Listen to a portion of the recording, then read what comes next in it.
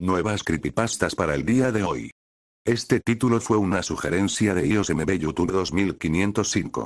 También puedes enviar tu sugerencia en este video. La frase, "hay algo en el agua", tiene dos significados distintos. El primero es bastante obvio. Puede significar que hay un objeto sorprendente o no identificable en o sobre la superficie de un cuerpo de agua cercano. Es algo que un pescador podría decir. El segundo significado no es tan evidente. También puede significar que un grupo de personas está actuando o comportándose de manera extraña por alguna razón desconocida. Por ejemplo, si te encontrarás en un pequeño pueblo donde todos fueran bastante groseros o bulliciosos, podrías decirle a un acompañante: "Debe haber algo en el agua por aquí".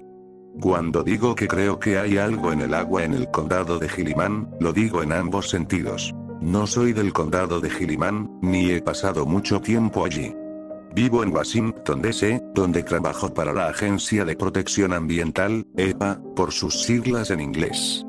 Mi trabajo principal en la EPA consiste en viajar por todo el condado, probando diversos cuerpos de agua para detectar desequilibrios químicos, exceso de agua o brotes de enfermedades. Este trabajo es bastante sencillo. Voy a un lago que los peces gordos de la EPA creen que podría estar contaminado, lleno unos cuantos frascos con agua y los llevo de vuelta a un laboratorio para analizar su composición química. La única parte complicada es recolectar el agua. Tienes que llenar frascos de varios puntos diferentes alrededor del lago para asegurarte de representar con precisión la distribución de los químicos. Por lo general, mido el perímetro del lago y recojo un frasco de agua por cada milla. Cosa fascinante, lo sé. La razón por la que te estoy contando todo esto es porque mis jefes me enviaron al condado de Gilliman en 1997. Mientras estaba allí, probé la presa de Gilliman, que es el principal suministro de agua de la zona. No le dije a nadie lo que vi mientras estaba allí porque no quería que pensaran que estaba loco. Pero lo he estado reflexionando durante mucho tiempo, y creo que alguien necesita saberlo. El condado de Gilliman abarca dos pequeñas ciudades. Una es tu típico hogar suburbano, mientras que la otra es una clásica ciudad universitaria. En medio de las dos está la presa. Es un par de millas de ancho y se encuentra en medio de un gran bosque de pinos. La gente no va mucho allí, porque está aislado de ambas ciudades.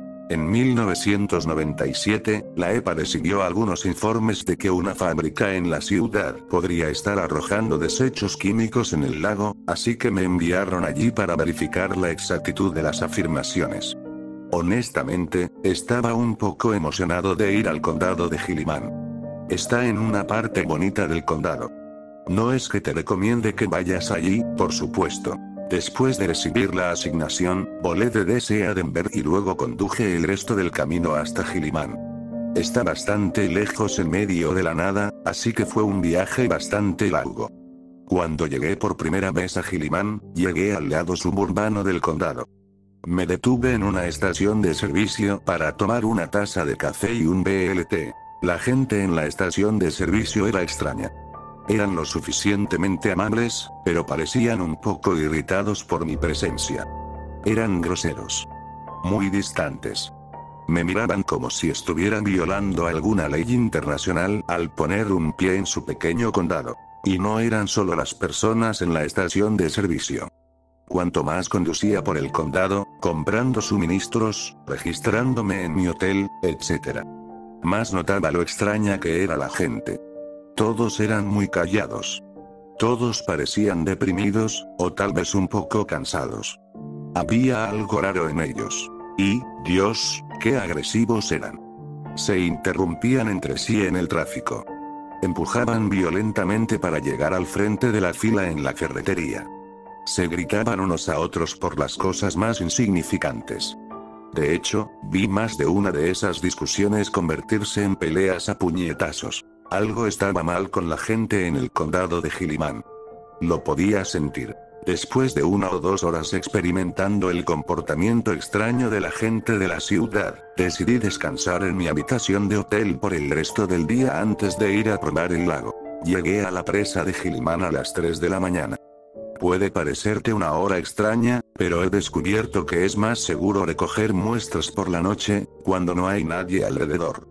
Si alguien viera a un tipo sospechoso con un uniforme del gobierno patrullando su suministro de agua potable, podría causar cierto grado de agitación civil. Lo que quiero decir es, pánico total. Cuando llegué a la presa, estaba completamente oscuro afuera. Afortunadamente, todos los probadores de agua tienen lámparas de cabeza de alta potencia, que iluminan amablemente el área frente al usuario. Saqué mi equipo de mi camioneta, que estaba estacionada a un cuarto de milla del lago. El bosque a su alrededor era tan denso que era imposible estacionar más cerca. Me tomó solo 5 o 6 minutos llevar todo mi equipo, que consistía en una gran bolsa de lona llena de frascos, al lago. Era un espectáculo en la luz de la luna. La luz se reflejaba tan brillantemente en el agua que brillaba. El aire estaba húmedo y podía escuchar a los grillos cantar fuerte en algún lugar entre los densos pinos que rodean el lago. El área parecía sacada de un cuento. El lago y una pequeña playa eran el único claro en todo el bosque. Se sentía irreal. No podía ver nada más que los árboles, el lago y el cielo nublado sobre mí. La falta de visibilidad me provocó un escalofrío claustrofóbico. No dudé. Algo en el área aislada me hizo querer entrar y salir del claro lo más rápido posible. Desafortunadamente, el lago era bastante grande, y era una tarea de colectar agua de todo el lago. Como dije, tomo un frasco de agua por cada milla de perímetro que tiene el lago, y la presa de Gilimán tenía un perímetro de 6 millas. Me acerqué al cuerpo de agua en calma, sostuve mi frasco debajo de la superficie y escuché el burbujeo del agua entrando en el frasco. Cuando el sonido se detuvo, tapé el primer frasco y lo arrojé a mi bolsa. Comencé a caminar alrededor del lago. Mi podómetro emitido por la EPA iba a sonar para notificarme cuando hubiera caminado lo suficiente como para llenar otro frasco. 6 millas es una caminata larga. Los primeros 2 o 3 frascos no fueron particularmente difíciles. Estaba absorto en mis propios pensamientos, y mi atención no estaba realmente en el lago en sí. Se podría decir que estaba en piloto automático. Estaba tan distraído que apenas registré el primer chapoteo que escuché. Incluso sentí las gotas de agua en mi cara, pero no dejé de caminar. Sin embargo, el segundo chapoteo ciertamente captó mi atención. Estaba a medio camino entre la tercera y la cuarta milla de mi caminata, cuando me golpeó un galón de agua. Había venido del lago a mi izquierda. La fuerza del agua me hizo caer. Golpeé el suelo húmedo con fuerza y con total sorpresa. Miré hacia el lago y vi que el agua todavía estaba ondulando, como si algo acabara de sumergirse. Gruñí y me levanté. Mi uniforme estaba empapado de agua. Me he caído en un lago 1 o 2 veces mientras hacía este trabajo, y no puedo decirte lo agonizante que es caminar en el aire de la noche mientras estás empapado. Me acerqué al lago para observar más de cerca, pero estaba tan turbio que no pude ver nada. Era extraño, pero estaba más preocupado por mi ropa mojada. También me di cuenta de que había dejado caer la bolsa de frascos cuando caí. Me acerqué a la bolsa abierta y me sentí aliviado al ver que todos seguían intactos. Fue en ese momento cuando noté lo peculiar del agua. Los primeros 2 frascos que había tomado parecían agua normal, perfectamente clara. Pero el tercer frasco era diferente. El agua estaba turbia. Sin embargo, lo más alarmante era que estaba brillando. Junto a los otros 2 frascos, pude notar que era ligeramente luminiscente, de una manera antinatural. Supuse que debía haber algún tipo de contaminación química en este lago después de todo. Nunca había visto contaminación hacer que el agua brillara, pero hay muchas primeras veces en este negocio. Continué hacia el cuarto punto de recolección, mientras intentaba escurrir el agua de mi ropa mojada. Sabía que mi podómetro iba a sonar pronto para decirme que llenara otro frasco, y no tenía ganas de esperar su luz verde. La sensación húmeda y fría me hizo temblar. En ese momento, estaba a unas 3 millas de la camioneta, así que tomaría tanto tiempo terminar el trabajo como regresar a mi auto para cambiarme a ropa seca. Durante todo el tiempo que estuve caminando, escuché pequeños chapoteos en el lago. El constante ruido de salpicaduras me ponía nervioso, pero terminar el trabajo antes de que me diera una pulmonía era una preocupación mayor en ese momento. Bueno, hasta que comencé a llenar el siguiente frasco, en realidad, cuando me agachaba para llenarlo con agua, ya casi eran las 4 de la mañana. Mis sentidos deben haber estado embotados por lo cansado que estaba. Solo podía oír el suave burbujeo mientras el líquido llenaba el frasco de vidrio liso. Miraba el frasco con tanta intensidad que no vi las ondas en el agua. Ni siquiera escuché las salpicaduras de agua. Pero cuando me puse de pie y comencé a tapar el frasco, vi lo que hacía que el agua se moviera.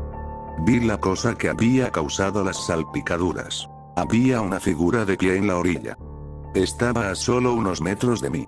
Estaba tan oscuro afuera, pero mi lámpara frontal la iluminaba completamente. Era casi humana, pero estaba mal. No llevaba ropa. Su piel era de un gris enfermizo. No tenía manos ni pies. Sus extremidades eran más como tentáculos. Terminaban en una punta lisa, como el borde de una extremidad amputada. Su cara era lo peor. No tenía nariz. No tenía ojos ni boca. En su lugar, tenía 3 agujeros oscuros. El agujero de la boca era tan grande que la criatura parecía estar atrapada en un grito interminable. Lo que más me perturbaba, sin embargo, era la forma en que brillaba. Era una luz tenue, antinatural. Solo lo suficiente para notarlo, pero no lo suficiente como para iluminar su entorno. La criatura no se movía al principio. Simplemente estaba, allí, en la orilla, mirándome. Pero no huí. No tenía miedo. Me sentía vacío. Comenzó a moverse hacia mí. La sensación húmeda y fría de mi ropa comenzó a desvanecerse. No sentí nada en absoluto, después de un segundo. Cuanto más se acercaba a mí, más desconectado me sentía. Como si el mundo se estuviera alejando. Estaba a unos centímetros de mí cuando extendió su suave extremidad tentacular. Mi visión comenzó a anularse. No sé qué habría pasado si me hubiera tocado, aunque me alegra no haberlo averiguado. Me pregunto cómo habría sido. ¿Habría parecido piel? ¿Lo habría sentido en absoluto? Antes de que pudiera averiguarlo, un fuerte pitido me sacó de mi aturdimiento. Mi podómetro había sonado. Justo en ese momento me decía que llenara otro frasco. La criatura retrocedió, sobresaltada por el sonido. De repente, todos los sentimientos que había perdido volvieron de golpe. Estaba lleno de terror. Dejé caer mi bolsa de frascos y comencé a correr lejos de la criatura. Mi podómetro había distraído a la cosa lo suficiente para darme una ventaja. Mientras corría, podía escuchar a la cosa detrás de mí. Su movimiento no sonaba como pasos normales. Cuando sus grotescas patas golpeaban el suelo, hacían un sonido húmedo de palmoteo. Podía escuchar un ritmo rápido de sus pasos detrás de mí. Palmoteo. Palmoteo. Palmoteo. Seguí corriendo, aunque el ruido se acercaba. No me atreví a mirar hacia atrás. Sabía que aún tenía varios kilómetros para llegar a mi coche y no estaba seguro de cuánto tiempo podría seguir corriendo. El ritmo de sus pasos cambió. Palmoteo, palmoteo. Palmoteo, palmoteo. Palmoteo, palmoteo. A pesar de mi miedo, miré hacia atrás. Había una segunda criatura a su lado. Solo tuve una breve visión de esta, pero podía decir que era diferente. Su cabeza parecía hinchada. Arrastraba una extremidad más grande y gruesa, que estaba creciendo desde su espalda. El sonido de sus pasos iba acompañado de un perturbador sonido de arrastre, mientras el tentáculo se arrastraba por el suelo. Intenté correr más rápido. Mis pulmones estaban ardiendo y ya debía haber corrido al menos una milla. Agradecía a Dios que había corrido en pista en la secundaria, pero también me preguntaba cuánto más podría seguir así. Los pasos detrás de mí continuaron. Palmoteo, palmoteo. Palmoteo, palmoteo. Las dos bestias se estaban acercando. No sé cuán cerca estaban, pero a juzgar por lo fuerte que eran sus pasos y los sonidos de sus brazos golpeando contra sus cuerpos, no podían estar a más de unos pocos pies. Consideré lanzarme hacia el bosque para intentar perderlas. Giré la cabeza hacia los árboles. Había más de ellas. Podía verlas en los árboles. Todas tenían la misma cara. Los mismos 3 agujeros. Todas tenían tentáculos grotescos, pero eran diferentes. Una de ellas parecía tener 2 cabezas. Una de ellas no tenía cuerpo. Era solo una cabeza descansando sobre una serie de largas extremidades lisas. Como una especie de pulpo torcido. Todas estaban simplemente observando. Observando a sus 2 hermanos mutantes casarme. Estaba horrorizado al considerar la idea de que estaban disfrutando viendo a sus hermanos mutantes casándome. Como si fuera un deporte para ellos. Mi garganta estaba áspera por el aire que entraba y salía de mi cuerpo. Había estado corriendo durante casi 15 minutos cuando vi el pequeño claro en los árboles. Me negué a detenerme. Preferiría morir antes que dejarlas tocarme con sus horribles extremidades. Preferiría morir antes que volver a mirar esos agujeros vacíos. Mi pie tropezó con un pequeño hoyo en el suelo. Se escuchó un crack audible mientras el dolor inundaba mi tobillo, y un golpe cuando mi cuerpo chocó contra el suelo. Todo dolía. Era un dolor frío. Con dificultad, giré mi cuerpo y vi las 2 figuras acercándose a mí. No podía ver al resto de ellas, pero sabía que estaban allí. Lo podía sentir. El dolor en mi tobillo se desvaneció a medida que se acercaban. El mundo se desvaneció con él. Lo último que recuerdo es ver sus horribles y simples caras mientras se acercaban a mí. El mundo se volvió negro. Desperté en una fría y gris celda de cárcel. Las luces fluorescentes brillaban sobre mí. Estaba acostado en una pequeña cama desordenada contra una pared de la celda. Me levanté y miré a través de las sucias rejas que alineaban un lado de mi celda. Daban hacia otra pared. No tengo ningún recuerdo de cómo llegué a la celda esa noche. Después de 1 o 2 horas de espera, un guardia vino a darme el almuerzo. Al parecer, había dormido durante el desayuno. Me explicó por qué estaba encarcelado. La policía había sido llamada a un bar local para detener una pelea en el bar a las 5 de la mañana. Cuando llegaron, me encontraron golpeando repetidamente la cabeza de un hombre inconsciente contra la barra. Era el camarero. Un vecino llamó a la policía porque pensaron que había una pelea en el bar, y la policía pudo detenerme antes de que le causara al hombre algún daño real. Fui arrestado a las 5:15 y me desmayé en el coche de policía a las 5:25. Fui liberado bajo fianza unas horas después, y el hombre y yo llegamos a un acuerdo fuera de los tribunales. No soy una persona muy violenta, y no creo que tuviera ninguna razón para atacar a ese pobre hombre. No recuerdo haber hecho lo que hice. No sé por qué lo habría hecho. Desearía poder decirte que entendí lo que pasó, pero nunca lo hice. Estaba asustado y molesto, pero eso no hace que el mundo deje de girar. Volví a DC varios días después. Contra mi mejor juicio, seguí trabajando para la EPA, recolectando muestras de agua. Fue difícil al principio. Estaba bastante paranoico por un tiempo. Me preocupaba que algo saliera del agua y me persiguiera. Pero nunca pasó nada. Y eventualmente, me adapté al trabajo de nuevo. Pero nunca olvidé el condado de Gilliman. Al principio de mi relato, te dije que había algo en el agua en el condado de Gilliman. Lo decía en 2 sentidos. Te conté sobre uno de esos sentidos. Te hablé sobre los mutantes que surgieron de la presa esa noche. Déjame contarte sobre el otro sentido. Unos días después de mi noche en la presa de Gilliman, comencé a buscar información sobre Gilliman en internet. Lo que encontré fue inquietante. Hay algo mal en la gente del condado de Gilliman. Recuerdo haber pensado que todos eran extraños. Que eran agresivos. Que eran violentos. Bueno, tenía razón. La tasa de homicidios allí es casi 5 veces el promedio nacional. Hay un nuevo asalto o asesinato reportado allí cada semana. Tienen más tiroteos escolares que cualquier otro lugar en el país. Hay más asesinos en serie allí que en cualquier otro lugar. Incluso tienen la tasa de violencia doméstica más alta del condado. Y sé por qué. Es el agua. El agua brillaba. Igual que las cosas que salieron del agua. No sé qué hay en el agua, exactamente, pero sea lo que sea, viene de esos monstruos. Y lo que sea que haya en el agua está volviendo violentas a las personas allí. Las está haciendo enojar. Las está haciendo lastimarse entre sí. Por eso golpeé a ese hombre en el bar esa noche. Por culpa de los monstruos. Por favor, mantente alejado del condado de Gilliman. Y si vas allí, no bebas el agua.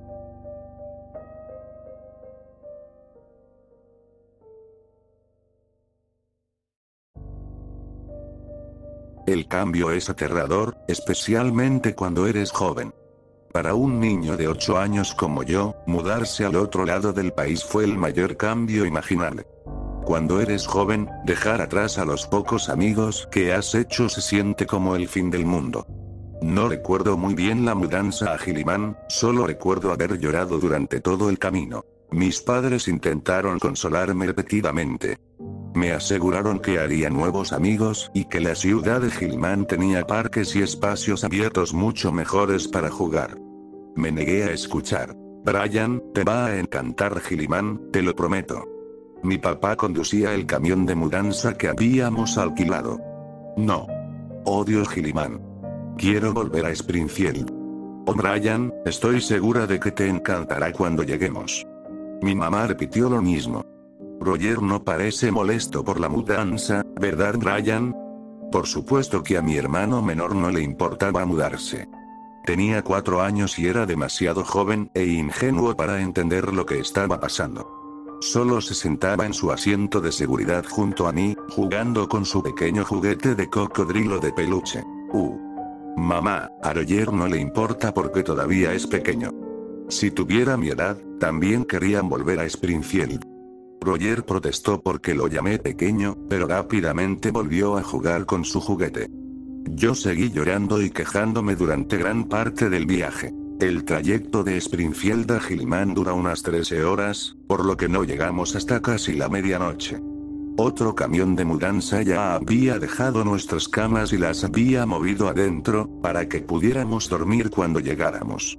Aunque estaba enojado por la mudanza, me alegró poder dormir en mi propia cama, aunque hubiera preferido que estuviera en otro lugar. Me fui a la cama lleno de resentimiento y tristeza, dirigidos a mis padres, por supuesto. Sabiendo lo que sé ahora, ojalá los hubiera apreciado más. Siempre intentaron hacerme feliz. Ojalá hubiera sido más amable con ellos y me hubiera quejado menos de la mudanza. Ojalá hubiera sido un mejor hijo, mientras todavía tenía la oportunidad. Cuando pienso en el otoño en que nos mudamos a Gilliman, pienso en lo que podría haber sido diferente. Ese horrible juego lo arruinó todo. Lo siento, me estoy adelantando. Crecí en los 90. El año en que nos mudamos fue 1995, y como cualquier otro niño de 8 años, estaba obsesionado con mi Super Nintendo. Invertí más tiempo en ese sistema de juegos, del que estoy orgulloso de admitir, era realmente mi posesión más preciada. Cuando me desperté, lo primero que noté fue el cartucho de juego que estaba enchufado en el Super Nintendo frente a mi cama. Para aquellos de ustedes que recuerdan el Super Nintendo, podrían recordar que casi todos los cartuchos de juego eran exactamente iguales. Todos eran de plástico, de color gris pizarra, con pegatinas negras o blancas en la parte frontal. Pero este no lo era. Era de color azul brillante y tenía una pegatina roja brillante en la parte frontal. No lo reconocí, nunca había visto algo así antes. Estaba emocionado, por decirlo menos. Supuse que mis padres debían haberme comprado este juego para hacerme sentir mejor por la mudanza. Mis reservas sobre la nueva casa se desvanecieron en el momento en que vi el cartucho del juego. Antes de poder encender el Super Nintendo, mi mamá llamó desde abajo. Brian. Ven a desayunar. A regañadientes, me alejé de la consola y me dirigí a la nueva cocina. Era mucho más bonita que la que habíamos tenido en Springfield. Mi madre estaba de pie en la estufa, volteando huevos. Mi padre se sentaba en la mesa, untando mantequilla en una rebanada de pan tostado. Roger estaba firmemente plantado en su silla alta, abrazando su juguete de cocodrilo cerca de su pecho y metiéndose avena en la boca con una cuchara. Buenos días, Brian. ¿Encontraste el regalo que papá y yo te compramos? Una sonrisa llenó mi rostro. ¿Te refieres al juego nuevo? Entonces supongo que lo encontraste. ¿Sí? Gracias, gracias. Es increíble. Mi papá me revolvió el cabello y me indicó que me sentara en la mesa del desayuno. Me alegra que te guste, Brian. Lo conseguí en mi nuevo trabajo. Supuse que te gustaría más que a mí. Mi papá guiñó un ojo. Recientemente había aceptado un trabajo como programador en una empresa de tecnología llamada Kalibaki Electronics. Su reciente empleo había sido la razón de nuestra mudanza, así que ciertamente me alegraba de beneficiarme de ello. Aunque estaba ansioso por jugar mi nuevo juego, mis padres me hicieron quedarme en la mesa hasta que hubiera comido varios panqueques y un plato de huevos. Cuando tuve la oportunidad, me escabullí de vuelta a mi habitación para jugar con el Super Nintendo. Hasta ese momento, no había tenido la oportunidad de mirar de cerca el cartucho del juego. Como dije, tenía colores brillantes, pero por lo demás parecía un cartucho de juego estándar. La pegatina en la parte frontal era roja con letras amarillas brillantes. Decía, Worryland. Tierra de preocupaciones por su traducción. Las letras estaban superpuestas a la imagen de un rayo de juguete caricaturesco, como algo que Marvin el marciano llevaría. Estoy seguro de que suena decepcionante para cualquiera de la generación Xbox, pero yo estaba prácticamente saltando de emoción. Con casi ninguna vacilación, encendí la consola y encendí mi pequeña televisión. La pantalla permaneció en blanco durante 30 segundos completos, y estaba a punto de apagar la consola y volver a intentarlo, cuando mi televisor de repente se iluminó con letras amarillas brillantes. Worryland. Una melodía optimista de 8 bits comenzó a salir de los altavoces. Imaginen la música de los juegos originales de Mega Man. Mientras sonaba, el juego se trasladó a una secuencia de créditos que decía, Kalibaki Electronic Software como nunca antes visto. Como cualquier niño de 8 años, la idea de jugar un nuevo videojuego era increíblemente emocionante. Esa emoción se desvaneció cuando apareció un pequeño conjunto de letras blancas en la esquina superior izquierda de la pantalla. No tienes preocupaciones. Inténtalo de nuevo más tarde. Me sentí frustrado. Intenté reiniciar el juego varias veces, pero me encontré con el mismo resultado. Saqué el juego de mi consola y lo empujé debajo de mi cama. El estúpido juego no funcionaba. Me sentí molesto con mis padres, pero sabía que no era realmente culpa de ellos. No habrían probado el juego ni nada. Por suerte, aún no había terminado Mega Man X, así que tenía otro videojuego para distraerme. Me olvidé de Worryland por un tiempo. La escuela comenzó a la mañana siguiente. Estaba nervioso por ir a una nueva escuela y comenzar el tercer grado. A muchos niños les gusta el comienzo de la escuela, pero yo nunca fui uno de ellos.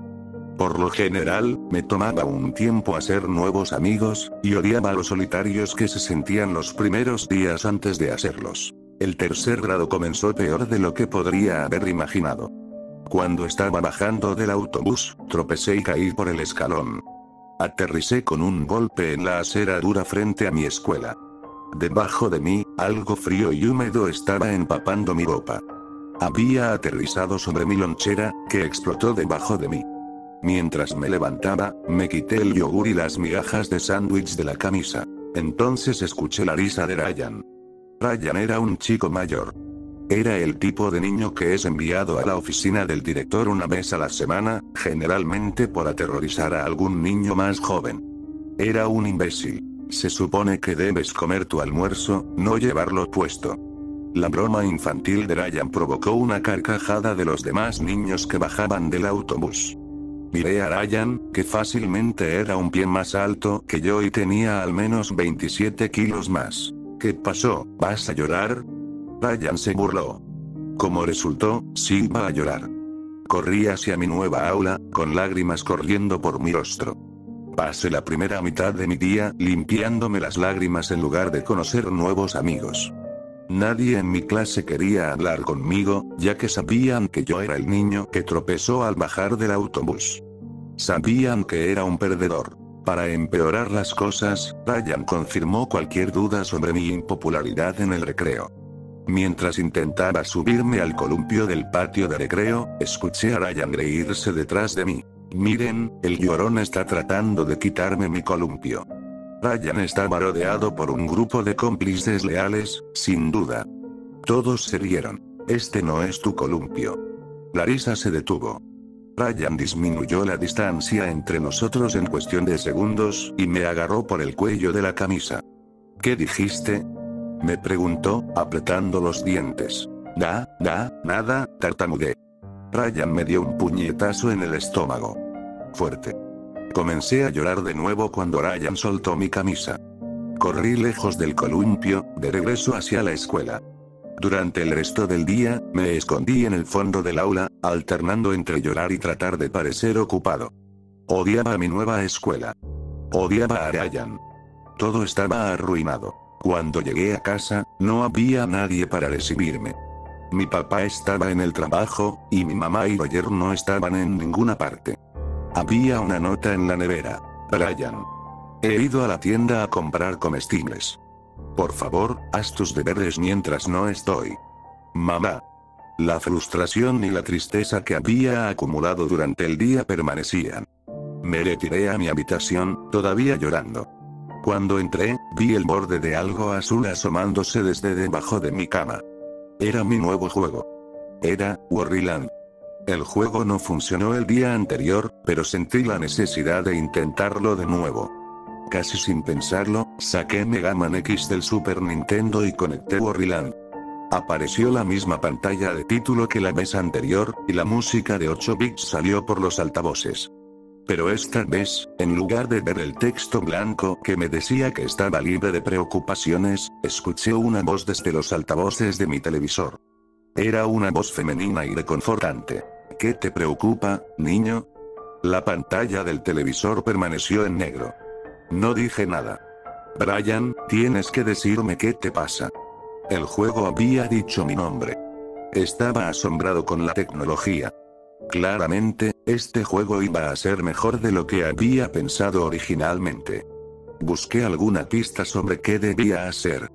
Vacilante, intenté responderle al juego. Tuve un mal día en la escuela. Había un matón llamado Ryan. Me golpeó. Esas fueron todas las palabras que pude unir. La pantalla del juego cambió lentamente. Se convirtió en un pequeño edificio escolar pixelado. Pude darme cuenta de que era una escuela porque podía ver un autobús escolar a través de las puertas de vidrio en un lado de la pantalla. En el lado izquierdo, había un pequeño personaje. Llevaba una camisa roja y pantalones cortos azules, pero su ropa tenía manchas. Después de un momento, me di cuenta de que yo llevaba una camisa roja y pantalones cortos azules. Estaban manchados desde que caí encima de mi almuerzo. El pequeño personaje en el juego se suponía que era yo. La única diferencia era que este personaje tenía algo en las manos. Era la pequeña pistola de rayos de la portada del cartucho del juego. Presioné los botones direccionales en el mando, y el personaje se movió en consecuencia. Navegué con la versión pixelada de mí mismo por la escuela. Después de un momento, me encontré con dos niños pixelados. Tenían burbujas de diálogo sobre sus cabezas, y sus bocas animadas de manera rudimentaria se abrían y cerraban. Las burbujas de diálogo decían: mira al llorón. Bonita camisa, perdedor. Leer el texto reavivó mis frustraciones. Presioné el botón X en mi mando, esperando que algo sucediera. Y así fue.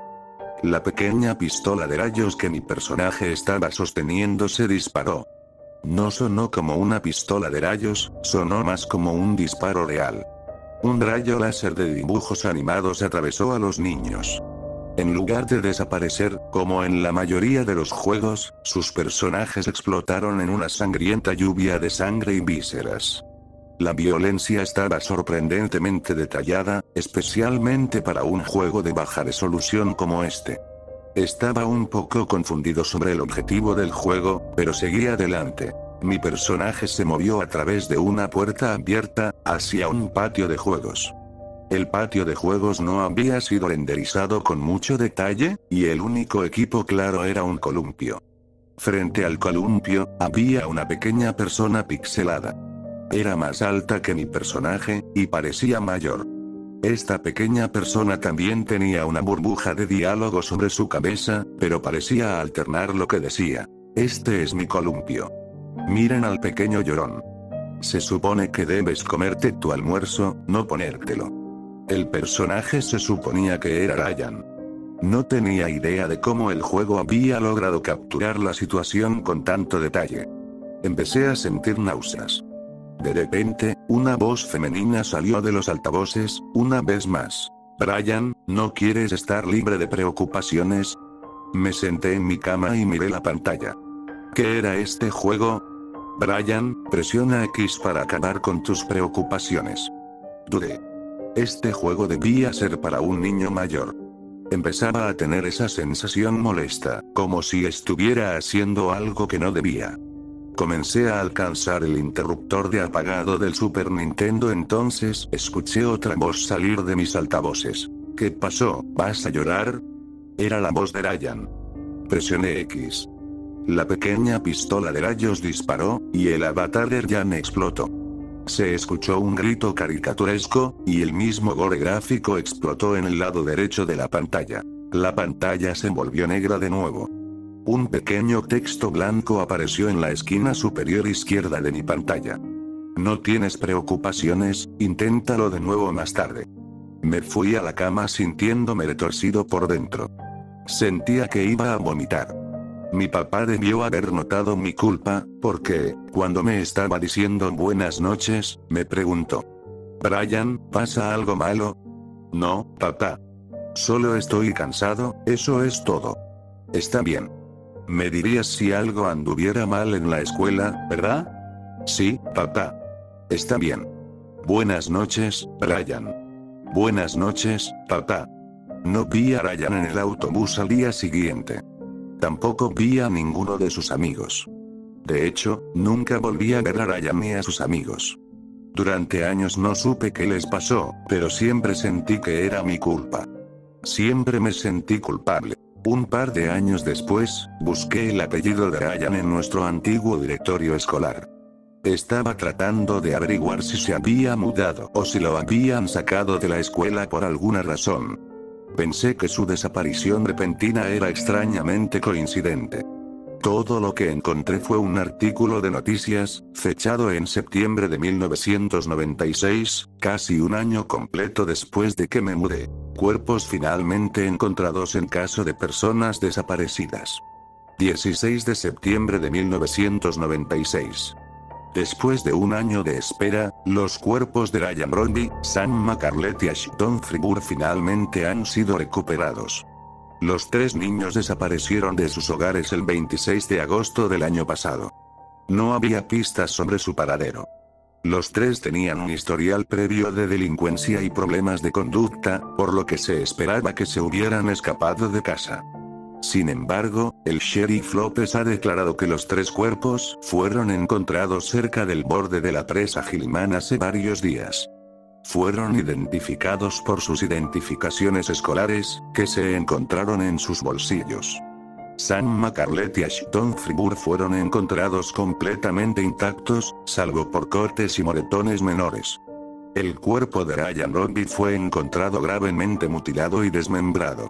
Aparentemente, los tres recibieron un disparo en la cabeza. La investigación sobre su desaparición ha sido reabierta. Todas las familias han declinado hacer comentarios en este momento. El 26 de agosto fue el primer día de clases. Ese fue el día que jugué Worryland por primera vez.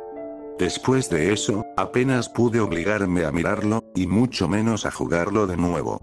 Lo enterré debajo de mi cama y rápidamente lo saqué de mi mente. Ojalá pudiera decir que esa fue la única vez que alguien jugó Worryland. Pero ese no es el caso. Mi mamá estaba fuera de la ciudad en ese momento, así que mi papá era el único a cargo en nuestra casa.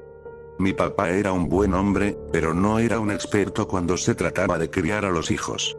No tenía la misma paciencia con Roger y conmigo que tenía mi mamá. Una noche, Roger y yo estábamos particularmente inquietos. Roger se había negado a comerse toda su cena. Papá había hecho espinacas, que era algo que Roger odiaba particularmente. Papá se había cansado de discutir con mi hermano de 4 años. Agarró el juguete de cocodrilo de Roger y le dijo: "Te lo voy a quitar.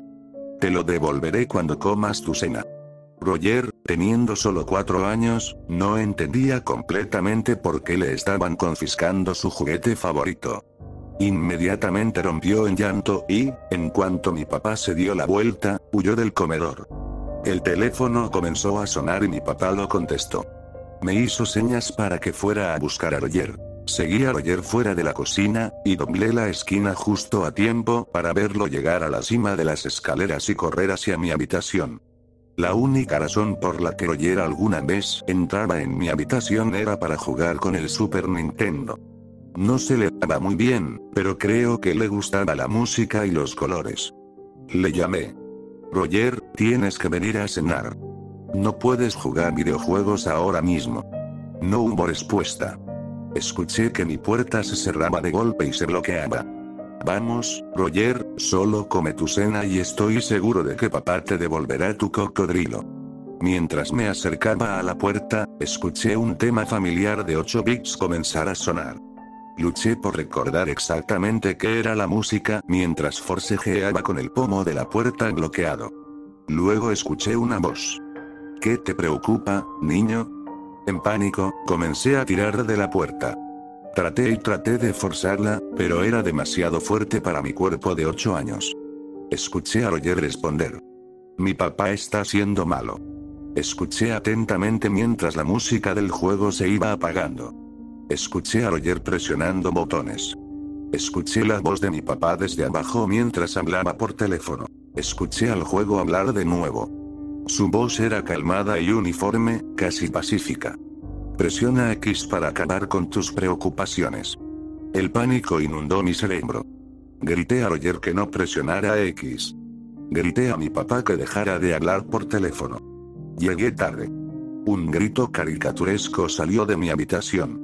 Uno real salió de la cocina. Corrí escaleras abajo. La cocina estaba vacía. El teléfono, que había estado en la oreja de mi papá un segundo antes, yacía fríamente en el suelo. Un tono de marcado salía del receptor. La puerta trasera estaba abierta. Nunca encontraron el cuerpo de mi papá. No estoy seguro de querer que lo encuentren. No creo que quiera saber qué le pasó. Desde entonces, solo somos mi mamá, Roger y yo. Nos quedamos en Gilliman, pero tuvimos que mudarnos a una casa mucho más pequeña, ya que mi papá ya no estaba. Un par de años después, mi mamá terminó vendiendo mi Super Nintendo y todos mis juegos, incluido Worryland. Necesitábamos el dinero para salir adelante. Y, además, ya no quería jugar videojuegos. Me daban náuseas. Aún así, a veces me pregunto quién tiene ese juego. Me pregunto si ya lo han jugado. Rezo a Dios para que, si lo hicieron, estén libres de preocupaciones.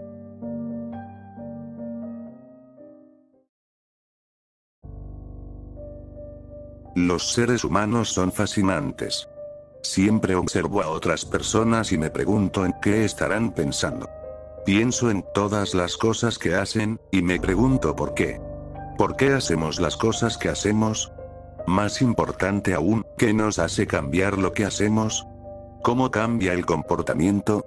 Después de graduarme de la escuela secundaria, me intrigaban preguntas como estas, y decidí que quería asistir a la universidad para estudiar psicología. Mis padres intentaron apoyarme lo mejor que pudieron y me animaron a postular a tantas universidades como fuera posible. Lamentablemente, provenía de una familia bastante pobre, así que la mayoría de las universidades de renombre eran simplemente demasiado caras para que mi familia pudiera permitírselas, sin importar si yo podía ingresar o no. Afortunadamente, una universidad me envió una carta que ofrecía una solución a mi problema. Esta universidad tenía un programa de trabajo-estudio que me permitiría estudiar psicología, mientras trabajaba para la universidad al mismo tiempo para pagar por ello. Aunque la universidad en cuestión, la Universidad de Ciencia de Wittenberg, estaba en un pequeño pueblo en algún lugar del condado de Gilliman, Colorado, me sorprendió descubrir que allí se había llevado a cabo una gran cantidad de investigación importante en psicología. A pesar de su tamaño, era un faro para investigadores famosos que estudiaban el comportamiento y la modificación conductual, como B.F. Skinner y John B. Watson. Estaba muy emocionado de dejar atrás mi ciudad natal y comenzar la vida universitaria. Sin embargo, la universidad no mencionó en su carta que, trabajo-estudio, significaba que la escuela podía hacerme trabajar como un esclavo. Cuando llegué a Wittenberg, me asignaron de inmediato a un equipo de limpieza estudiantil. Trabajábamos todas las noches de 9 a medianoche, limpiando los desastres de otros estudiantes. Durante el día, aprendí sobre ciencia conductual y psicología. Tuve la suerte de inscribirme en Psicología 105 con el renombrado Dr. Kingsman. Es un psicólogo bastante conocido, y el hecho de que enseñara en Wittenberg fue una de las razones por las que estaba emocionado de ir allí. Mis clases ese primer semestre fueron bastante rigurosas, por lo que no tenía mucho tiempo para nada más que mis estudios y el trabajo de limpieza. No puedo decir que estuviera experimentando mucho la vida universitaria, pero disfrutaba mi tiempo, de todas formas. Durante un tiempo, la vida fue bastante repetitiva. Iba a clase durante el día y limpiaba aulas y salones de conferencias por la noche.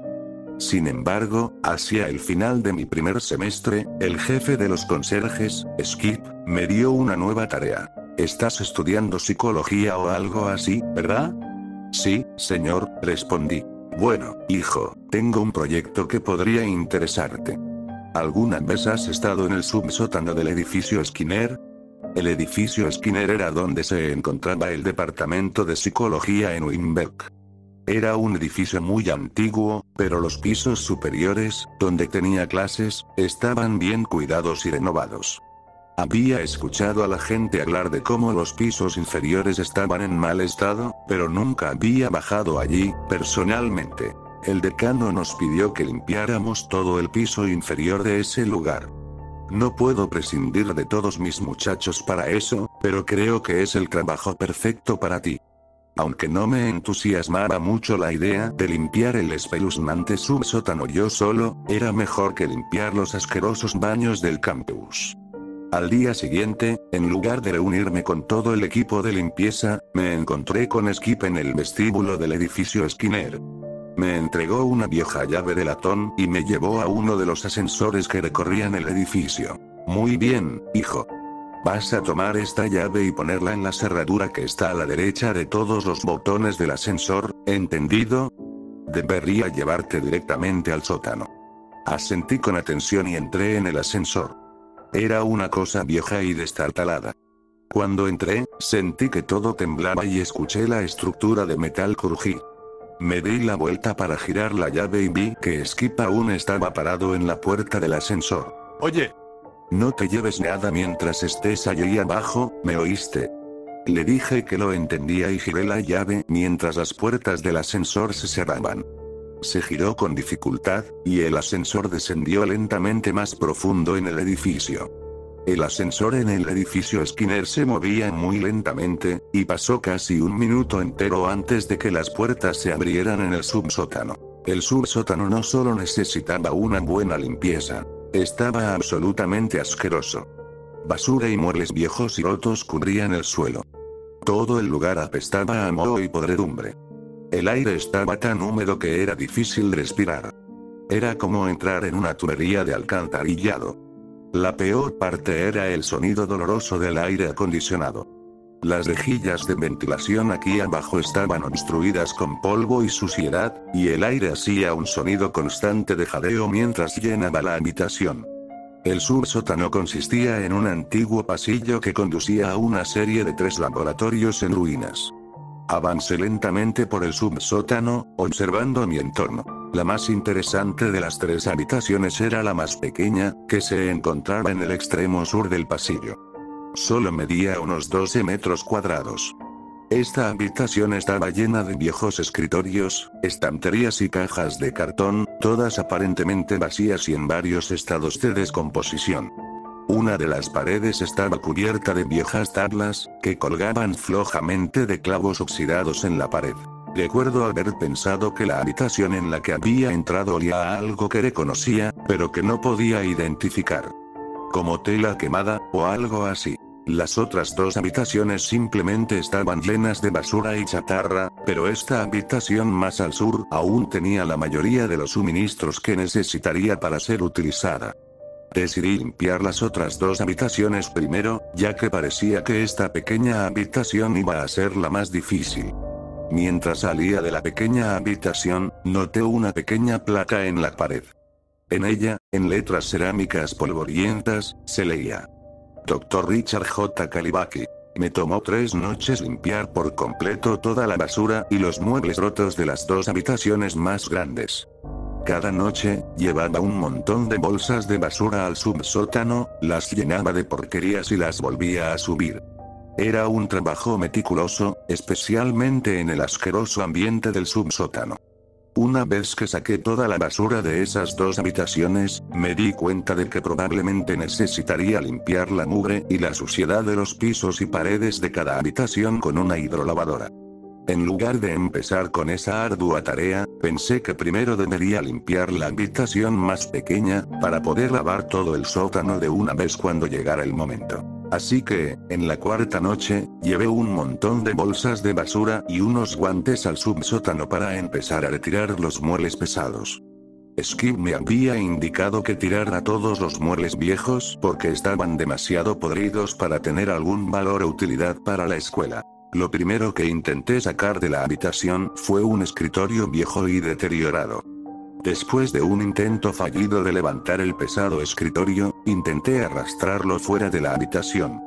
Mientras lo tiraba, choqué con una estantería endeble que estaba en el centro de la habitación. La estantería se tambaleó y se estrelló contra una pila de cajas de cartón que estaba apoyada en una pared. La estantería se hizo añicos. Me quejé y me agaché para retirar los pedazos rotos de la estantería. Mientras limpiaba los escombros, noté que una de las cajas se había reventado. Un montón de papeles había caído al suelo frente a mí. Intrigado, los recogí. El delgado montón de papeles estaba engrapado. La portada decía: El experimento de la mala esposa. 1954 Kalibaki, Richard J. Doctor, Psicología Universidad de Ciencia de Wittenberg. Mi fascinación por la psicología se apoderó de mí de inmediato. En lugar de volver a limpiar o incluso recoger los pedazos de la estantería rota, me senté en una de las sillas deterioradas y abrí el corto folleto. Había una breve nota sujeta con un clip a la primera página del estudio. Decía: Dr. Kalibaki. La revista de Psicología Anormal no está dispuesta a publicar su estudio en este momento. Consideramos que los métodos descritos en este documento violan varios aspectos de nuestra doctrina de derechos humanos. Específicamente, el objetivo de su experimento, así como los métodos utilizados para lograr dicho objetivo. Pedimos disculpas por las molestias. Por favor, no intente enviar este documento nuevamente. Benjamin Blackford. La revista de Psicología Anormal. Esta inusual nota despertó aún más mi curiosidad. Desenganché la nota y leí la página debajo de ella. Pude notar por la caligrafía irregular y las frases mal estructuradas que esto no era un estudio normal. Se leía más como un diario que como un estudio académico. La primera página comenzaba así: 19 de febrero de 1954. Este experimento analizará hasta qué punto las técnicas de modificación de conducta pueden usarse para afectar los objetivos y acciones de una persona. Emplearé principalmente técnicas de refuerzo diferencial en varios sujetos masculinos para medir hasta qué punto pueden ser manipulados para cambiar su comportamiento. Había aprendido sobre el refuerzo diferencial en una de mis clases. Consistía en dar un refuerzo o premio cuando alguien hacía algo que querías que hiciera, y castigarle si hacía algo que no querías que hiciera. Seguí leyendo. He enviado un folleto a todos los hombres casados del pueblo, explicando que se les ha pedido participar en un estudio sobre la satisfacción matrimonial. Espero que el folleto atraiga al menos a algunos sujetos viables para mi prueba. Pude adquirir una silla de bajo grado de un conocido mío que trabaja en la cárcel. Deberían proporcionar un estímulo aversivo suficiente para los fines de este experimento. La silla ha sido conectada dentro de la sala de experimentos. Pude reducir su potencia enormemente. Solo debería liberar una leve descarga, en lugar de una que ponga en peligro la vida. Espero que sus correas de cuero aún puedan sujetar a mis sujetos. ¿Qué carajos? Murmuré en voz baja para mí mismo. Los escritos sobre las sillas eléctricas en las notas eran extraños. Supuse que estas notas debían ser una broma absurda de alguien, y tiré el folleto sobre uno de los escritorios en la habitación. En lugar de leer el extraño estudio, pasé las siguientes horas limpiando los escombros que había creado en la habitación mohosa. Me fui alrededor de la 1 de la madrugada, y regresé a mi dormitorio. Como era una noche de universidad, casi todos en los dormitorios parecían estar ya dormidos. Me metí en mi cama y cerré los ojos con fuerza. Pronto me olvidé del estudio. Supuse que era solo la broma enferma de alguien. El extraño experimento no volvió a cruzar mi mente hasta que el ascensor se detuvo en el piso del subsótano nuevamente, y vi el viejo paquete de papeles amarillentos descansando firmemente sobre uno de los escritorios restantes. Sin dudarlo, abrí el paquete y continué leyendo donde lo había dejado. 24 de febrero de 1954. He recibido muchas respuestas a mi mensaje. 4 hombres diferentes han respondido a mi consulta y llegarán para la prueba en los próximos días. He preparado todas las imágenes para el proyector. He decidido organizar la habitación de la siguiente manera. Debajo de este párrafo había un diagrama dibujado apresuradamente de una pequeña habitación. En la habitación, había un dibujo de una pequeña silla etiquetada como SE, que supongo que significa silla eléctrica. Frente a la silla había una caja etiquetada como proyector y un lugar en la pared etiquetado como imagen. Según el dibujo, la habitación medía unos 6 metros cuadrados. Era más pequeña que el laboratorio del Dr. Kalibaki. Su escritura continuaba. Estaba escéptico de cómo iba a adquirir las imágenes de mientras sufría, pero, afortunadamente, pude llevar a una joven mujer a mi apartamento hace 2 noches. Las fotos que tomé deberían ser adecuadas para mostrar a una mujer en dolor. El primer sujeto, Samuel Armingham, llegará alrededor de las 5 de la tarde este viernes. Escribiré los resultados de la prueba sobre el señor Armingham entonces. 27 de febrero de 1954. El experimento salió bastante bien. El señor Armingham ciertamente no está peor de lo que estaba, aunque uno de sus brazos sigue teniendo espasmos. Le he dicho que es un efecto secundario temporal después de su tratamiento prolongado, y que no debería durar más de unas semanas. El tratamiento solo duró 18 horas. Estoy satisfecho con la duración limitada que tomó tratar al señor Armingham. El experimento comenzó aproximadamente a las 5:20 de la tarde. Cuando el señor Armingham llegó, le pedí que se sentara en la silla etiquetada como S. En mi diagrama. Al principio se mostró reacio, pero cedió cuando le dijeron que se le compensaría por su tiempo. Una vez en la silla, procedí a sujetar al señor Armingham con las correas de cuero proporcionadas. Cabe destacar que pudo dañar una de las correas durante sus sacudidas, lamentablemente, no resistieron como esperaba. Me aseguraré de reforzarlas con grilletes de acero durante la próxima prueba. Después de ser sujetado, al señor Armingham se le mostró una proyección de una mujer que sonreía. Le pregunté al señor Armingham si esta imagen le hacía sentir bien o mal. Su primera respuesta fue, bien. Puse el dial en 25 voltios y presioné el interruptor. El señor Armingham reaccionó negativamente a esta descarga y protestó bastante fuerte. Le aseguré que era simplemente parte del experimento. Luego le mostré al señor Armingham una proyección de una mujer llorando. Le pregunté si eso le hacía sentir bien o mal. Respondió, mal. Entregué una descarga de 50 voltios al señor Armingham. Tendré que recordar insonorizar la sala de pruebas, ya que su grito se hizo bastante fuerte después de la descarga de 50 voltios. Sus protestas continuaron. Le mostré nuevamente al señor Armingham la imagen de la mujer sonriente.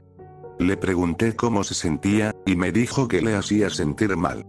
No le apliqué una descarga, pero le dije en voz alta que estaba bajando la electricidad a solo 25 voltios. Luego mostré la imagen de la mujer sufriendo. El señor Armingham respondió con disgusto al ver los moretones y la sangre en la cara de la mujer. Cuando le pregunté cómo se sentía, respondió en voz alta que se sentía mal. Giré el dial a 150 voltios y envié la descarga a su cuerpo. Mostró signos físicos de dolor y comenzó a suplicarme que parara. Continué el ciclo de estas imágenes. Durante las siguientes horas, fui alternando las otras 5 imágenes de la mujer sufriendo. Después de una hora, el señor Armingham comenzó a responder consistentemente que se sentía mal por la mujer sonriente y bien por la mujer en dolor. Reduje la cantidad de descarga cuando daba las respuestas correctas. Para la tercera hora, solo usaba la descarga de la silla para desalentar sus súplicas de que lo dejara ir.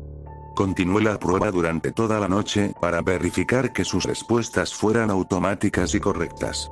Lo dejé ir libre alrededor de las 11 de la mañana del sábado. Actualizaré con los resultados a largo plazo de mi experimento. Fue con una mezcla de fascinación y horror que leí el siguiente párrafo. 25 de febrero de 1954. Los resultados de mi prueba llegaron más rápido de lo que hubiera imaginado. El señor Armingham fue arrestado anoche por el asesinato de su esposa y su hija menor. Tengo entendido que ambas muertes fueron causadas por golpes físicos con un pequeño martillo que pertenecía al señor Armingham.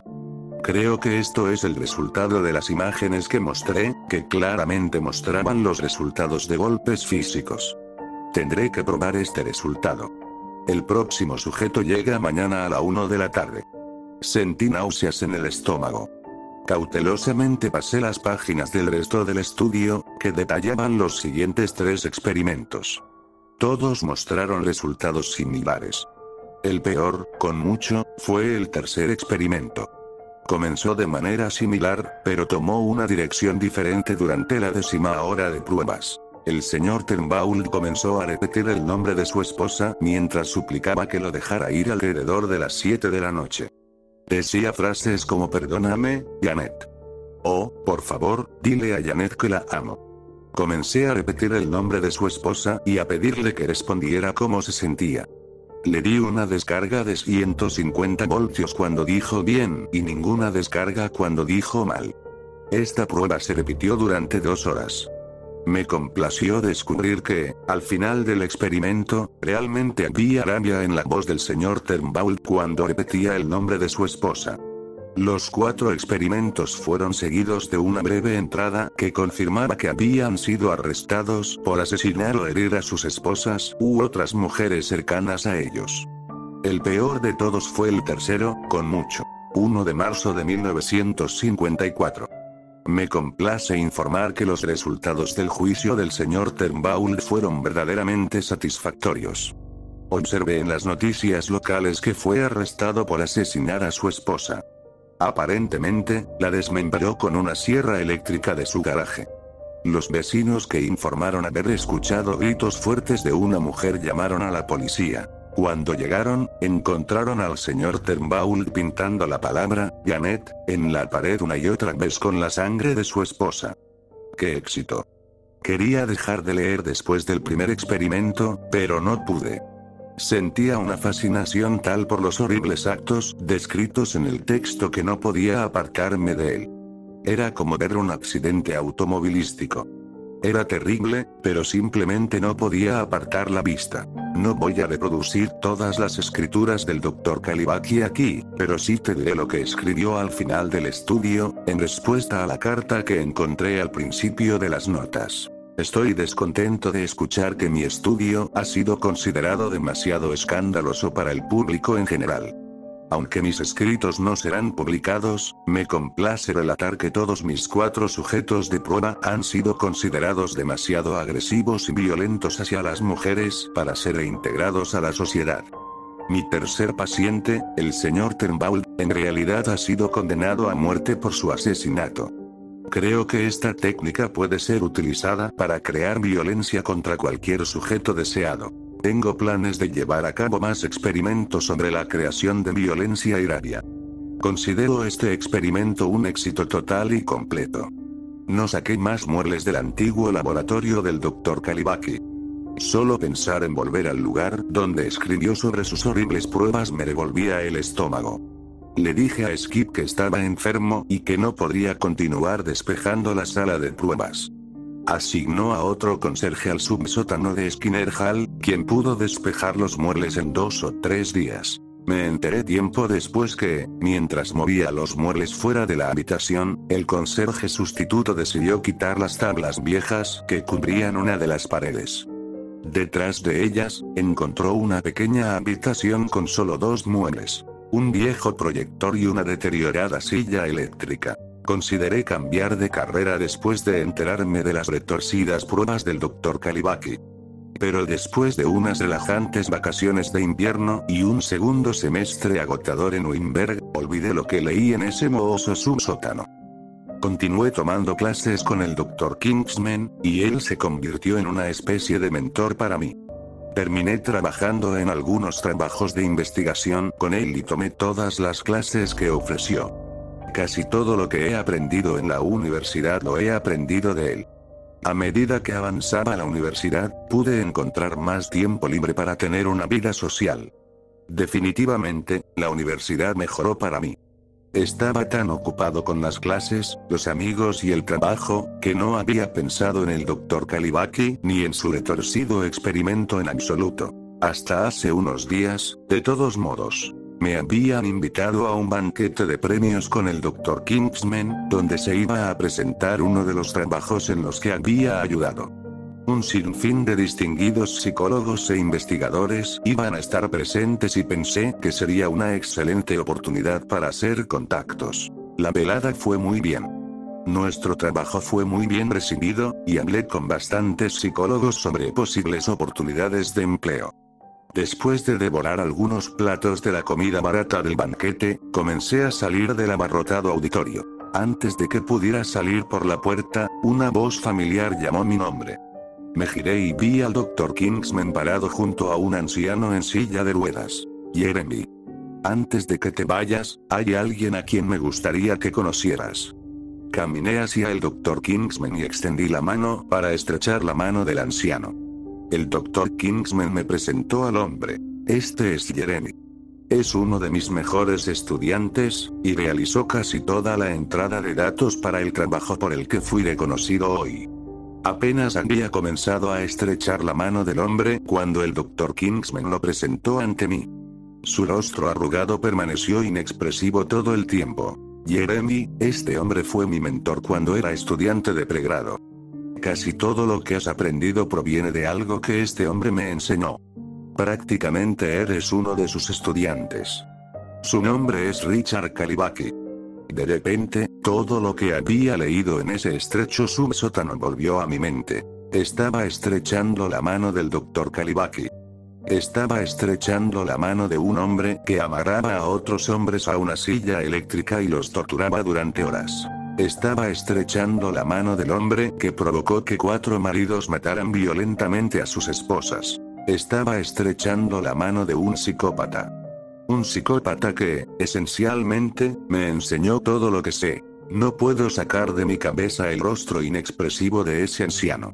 No puedo dejar de pensar en las cosas horribles que ese hombre hizo y en cómo han influido en mis pensamientos y acciones. Pero, sobre todo, no puedo dejar de pensar en las últimas frases de las notas del Dr. Kalibaki. Tengo planes de llevar a cabo más experimentos sobre la creación de violencia y rabia. En general, considero este experimento un éxito total y completo.